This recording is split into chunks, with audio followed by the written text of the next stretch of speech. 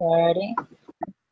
Okay, so we're live. Welcome to Dracaena Wines on Wine. And in today's video, live stream event, I am very honored to speak to Dana Hunter, who I met through social media, Facebook actually. And he's got quite the story. And I'm going to start off right with the biggest question there is, because you were interviewed, and I just, how do you get on the Wine Advocate, and how do you go from becoming a security guard to a wine educator? Luck, mostly luck. Yeah, I guess just to kind of tell the story, I was working as a security guard and basically went to pick up my check one day and ran into the tasting room manager, who was kind of having a meltdown because no one showed up to work the tasting room. And literally because I had keys to the tasting room and I was a warm body, I was asked to go stand in the tasting room for 15 minutes, which turned out to be 4.5 hours, which, lucky for me, turned out to be 4.5 hours because at the end of the day, they said I'd had a pretty good day there and best day they'd had in 5 years, so they offered me a job. Wow, that's pretty impressive. And where are you originally from? California? Yes, California born and raised. I'm originally from the Central Valley of California, a small little town that no one's ever heard of called Patterson. It's about 30 minutes south of Sacramento. So literally the middle of the state. Yeah. So we actually, our winery is in Paso Robles. We're originally from New Jersey, and there's a Patterson not too far from me here. But we now live in Fresno. I'm not in New Jersey, I'm in Fresno. So I don't think you were that far from there, right? We're 2 hours north of Fresno. I've been to Fresno many, many times. And just for the record, the Patterson in New Jersey has 1 T, and we have 2 Ts in Patterson, California. I know this because a man from New Jersey literally bet me $100 that Patterson, California did not exist. It's a pretty stupid bet. You're gonna go.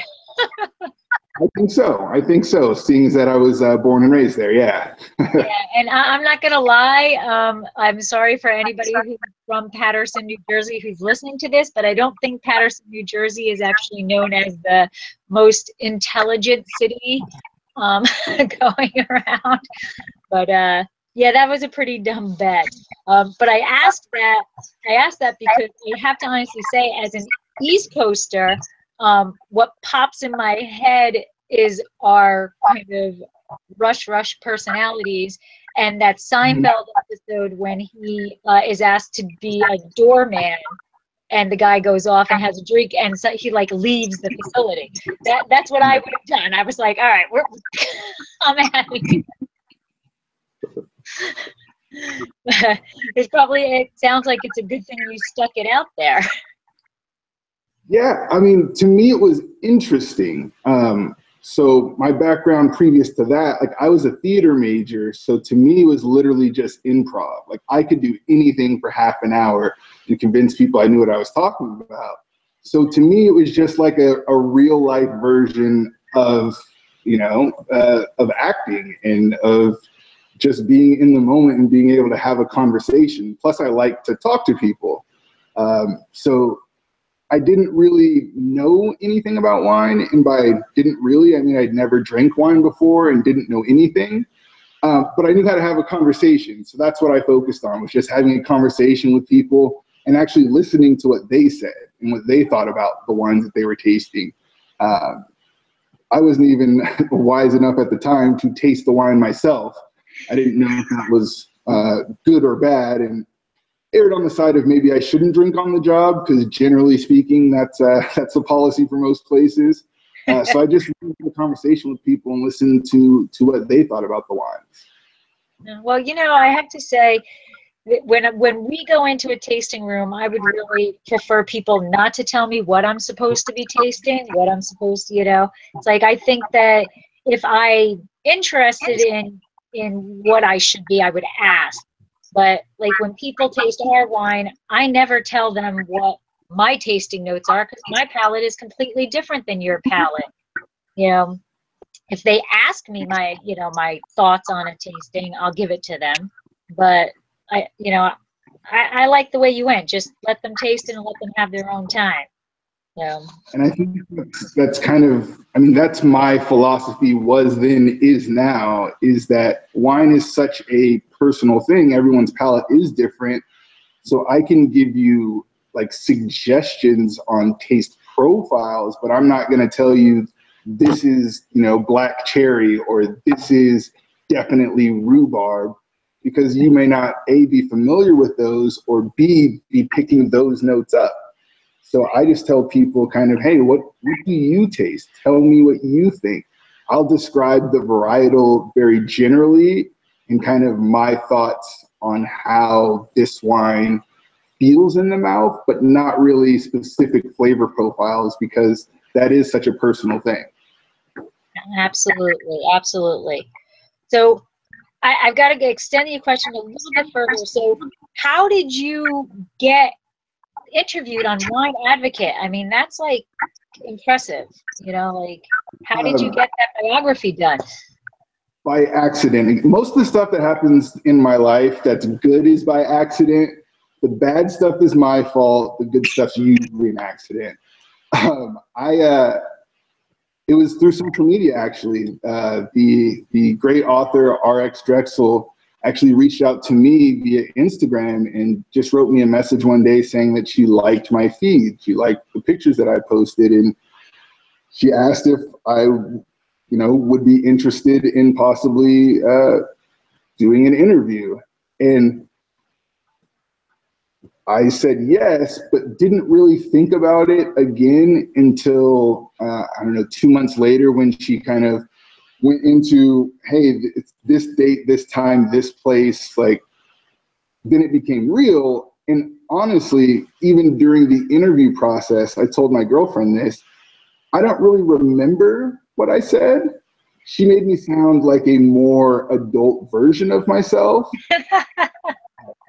She's a phenomenal writer. Like I just remember talking for 20 or 30 minutes, and then I get a note saying, hey, the article is going live tomorrow. It went live, and I read it, and I was like, oh man, that sounds really good. Like I actually might be kind of an adult now. I guess at some point we all have to somewhat become an adult, but you know, wine keeps us young. Wine keeps us young. Exactly. So I'm guessing that since you're at work right now, you don't have a glass in hand, do you? I don't have a glass in hand, but that can be rectified very, very shortly. I mean, it's not something that can't be rectified. I just didn't have one at the moment. It's always good to have it right on hand where you can grab it in a quick moment. My life goal is to never be more than 10 feet away from wine, generally speaking. So I'm always in the area of wine. All right. So if you don't want to be 10 feet away from wine, if you could only, and this is a horrible, horrible question, I know, but if you could only choose one grape varietal to be by your side, what would it be? It wasn't hard at all. Cab Franc. It's by far my favorite. Oh my God! And people listening, I didn't even pay him to say that. Founder of Cab Franc Day, we produce award-winning Cab Franc. I didn't even pay him to say that. That is definitely. If you read the article by RX Drexel, I do say that there too. So Cab Franc is by far my favorite variety. That is a beautiful, beautiful answer. That is definitely our passion. That is, you know, that is what we strive to get everybody to know Cab Franc. Yeah. Yes. That is a beautiful answer. Yay! So I did a little background on you. And so I guess a little stalkerish for a little bit to find out a bit about you. And you had actually mentioned it already that you majored in theater. Yes. So when where did you go to college? And what were your goals and aspirations? Were you planning on being Broadway, movies, just what No. So I went to college at two different places. I initially, after high school, I went to Dominican University in San Rafael on a basketball scholarship. Oh. Got, long story short, basketball was no longer an option physically, so I went home for a year and then transferred to Cal State LA, which is where I did theater. And honestly, the only thing I was thinking was that I was really kind of missing my group of friends from high school. All of them went to Southern California for school, and I was the one that kind of stayed up here. And then after being injured and being kind of home for a year, I was like, I'm just going to go somewhere south and be closer to my friend circle. Because I, small town, had the same friends literally since third grade. So I didn't have any big plans or aspirations. My theater teacher in high school thought that I was a pretty decent actor and recommended that I look into theater in that year that I was home. And he kind of made all the connections and talked to someone that he knew at Cal State LA. And they were bugging me about coming down and checking it out, seeing the campus, seeing the program. And so I just decided, well, if I'm going to go to college in LA, I really, really want to totally not have to do schoolwork. I'm going to do something that's not a subject that I like take a test for. Because again, I'm an overgrown child, and that's how I think, is that I just want to do the least amount of work possible and do the coolest stuff possible. Well, that's pretty good. Unlike me, who did biology, you know, I had my undergrad. We weren't that far apart. I went to Whittier. Although I think you're young, quite a bit younger than I am, but I went to Whittier, so I wasn't that far from you. But yeah, no. Biology was, yeah, that wasn't. You know, I mean, I love biology. I love microbiology. I actually did marine biology, was what I was going for. But it's yeah, that's a lot of tests and a lot of studying, and but comes in handy now making wine, you know. Well, I mean, there's the chemistry aspect of it, so it's not too far off. Right. And my husband is a food scientist. He's a food chemist. So, you know, together we've got both ends of the, you know, both ends of making wine going pretty good. Absolutely. As I tell my girlfriend, who is an accountant, there's no way possible that like I could do numbers and like important things, because I just don't have the attention span to look at something for that long to figure it out. I'm an ideas guy. I like to talk, mostly because I like to hear myself talk, but also because I like to hear other people talk. So yeah, any subject in school that was group project orientated or get up and do stuff, I always gravitated towards that. And again, because I'm a child, I decided to do that in college too. There you go. So I think we have very similar personalities. So what position did you play in basketball?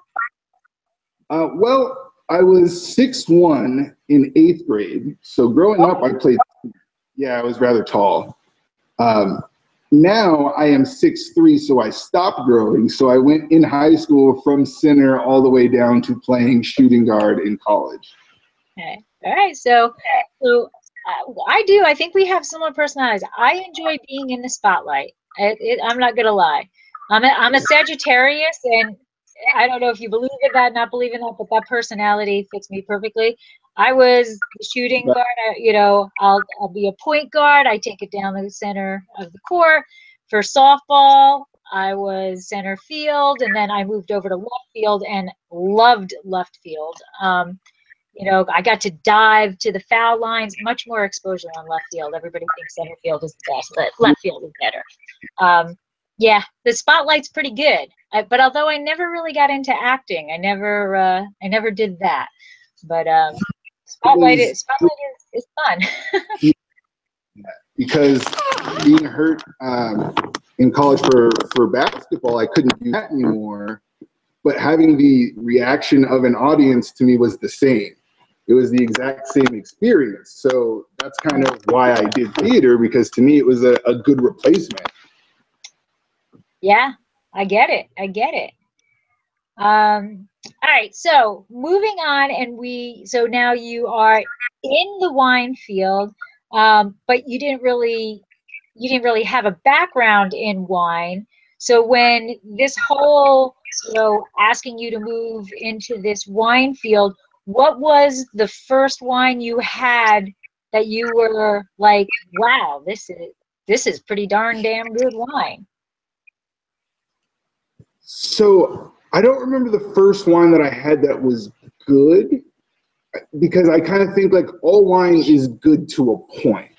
But the first thing that really kind of made me stop and think was I had a Pinot Noir from the Sonoma Coast.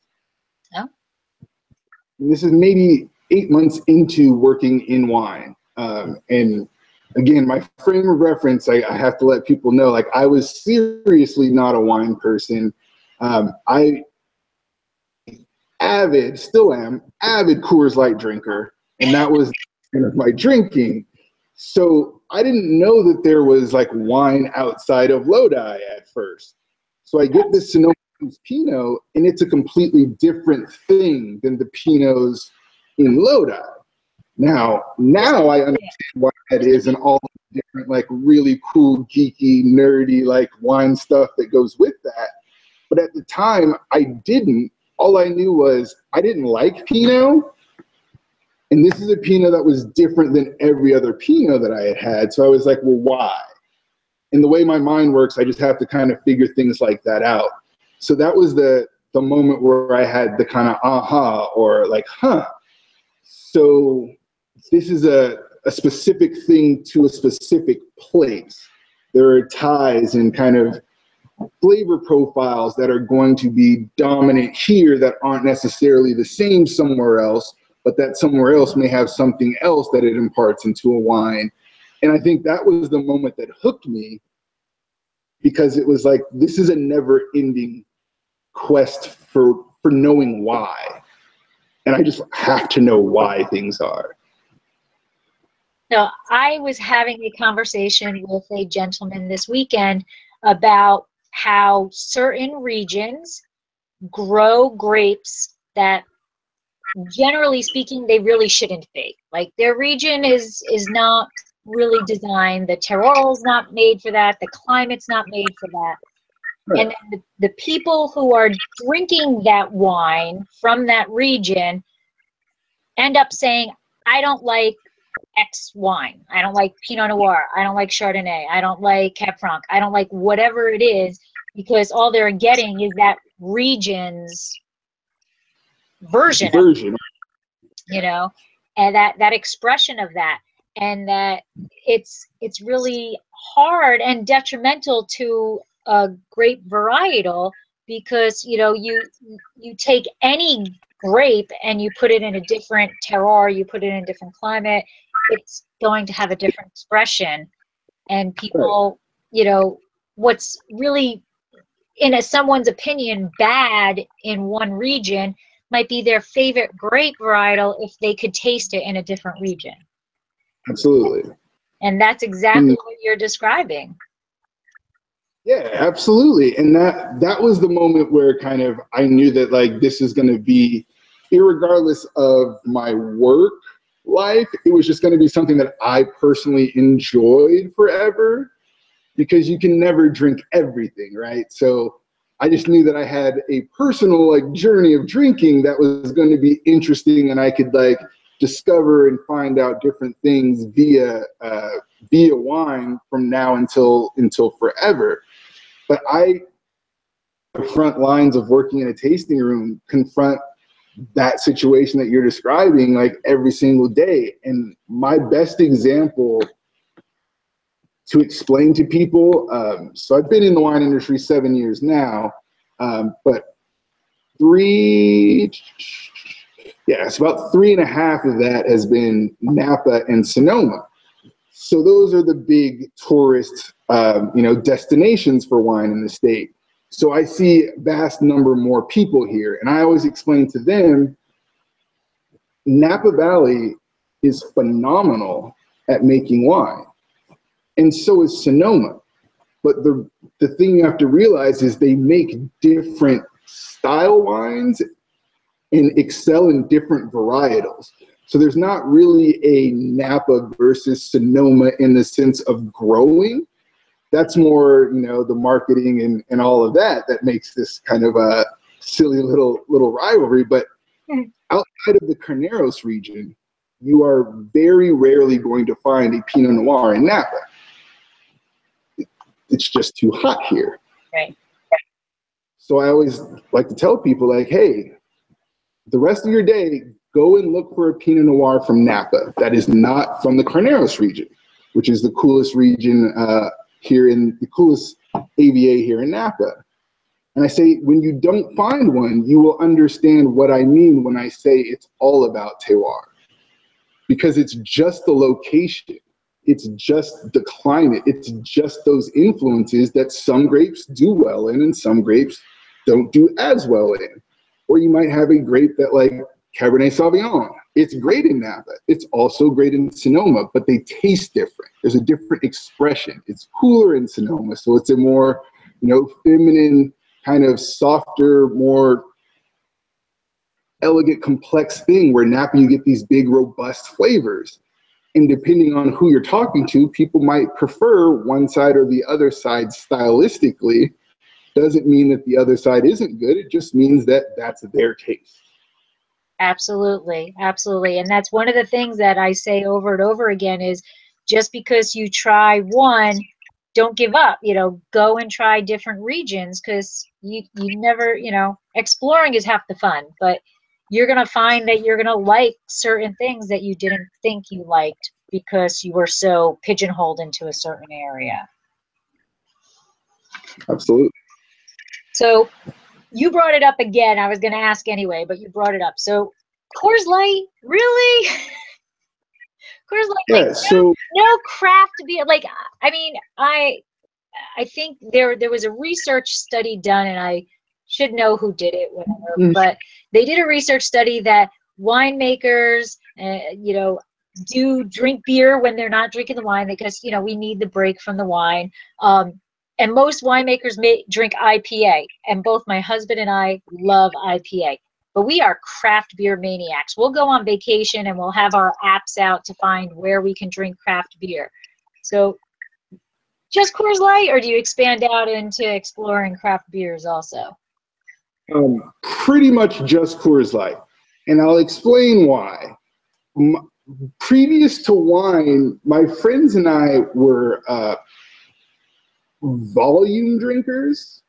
Okay, that explains Coors Light. Yeah, like I don't know if it's safe for the kids to hear this, but we used to play this game called the 30-pack challenge, where it was who could finish 30 beers in an hour without going to the bathroom. So you can't do that with craft beer. So, like, it's just what we did because we drank a lot over a long period of time. Craft beers are great when you're having one or two, or when you're having it with a meal. Great. But when you're outside in the 100-degree heat, Patterson, we get 115 about 10 times a year. You just want something easy drinking and cold, and Coors Light fits both of those beautifully. That is true. So here in Jersey, when I was probably not really legal, but had means of getting into places. Sorry, Mom. We used to go to this place in Nyack, New York, that was penny till you pay. And you would go in, and every beer was 1 penny. You got bottles of beer, and it was a penny, until somebody went to the bathroom for the first time. And then once somebody went to the bathroom for the first time, that was it. The beers went up to the normal prices. And you weren't, if you left, you had to stay out. Nobody, like, they closed the doors. You had to come in at a certain time or whatever. And then if you left, you had to stay out because you could have, I guess, gone to the bathroom outside and come back in. But they stopped that because there was a bit, again, with the East Coasters, there was a bit of violence when people were trying to get into the bathroom to prevent that from going, to keep the beer at a penny. But I do agree, that was a Coors Light night. That's all you drank at that point. So that. And Coors Light is better than Bud Light, period. So all my friends drank Bud Light, but Coors Light tastes. It doesn't. So, I mean, it was very, very simple for me. I agree with you. Although if I'm drinking that type of beer today, I actually do Miller Lite. I do Miller Lite over Coors Light. But, I mean, for me personally, I might as well do the High Life because it's the champagne of beer. That's bad. That's bad beer. I'm sorry. That I cannot do. I don't care. I cannot do that. But all right, you got a reason for Coors Light. That's good. That's good. So going to actual wine, back to wine, tell us, what is a lead wine educator? What does your job entail? Oh, I think we lost you, Dana. Let's see if he can come back.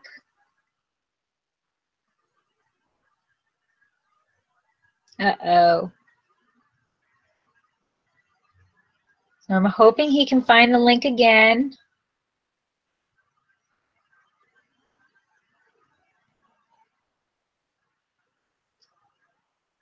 Standing here, we're live.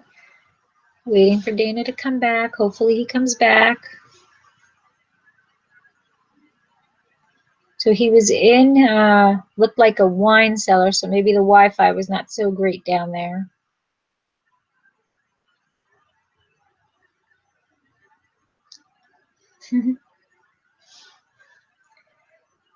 Give him a couple of more minutes to come back. So in the meantime, let's see, what can we talk about? How about our Cab Franc? Our 2015 Cab Franc is available online at dracaenawines.com. We have not officially released, mostly because of weather, but depending on where you live, if you place the order, we can ship it, especially since the temperature is supposed to be dropping next week, which will be the first time in a very long time that the temperature has been under like 100 or 95. So we will see. At dracaenawines.com, and we are expanding this year to have some rosé in March. So we will have a rosé of Syrah, and we are excited to release that. I don't know what happened to him, and he's not coming back. So I'm going to stop this broadcast, and maybe he'll come back and we'll start it again.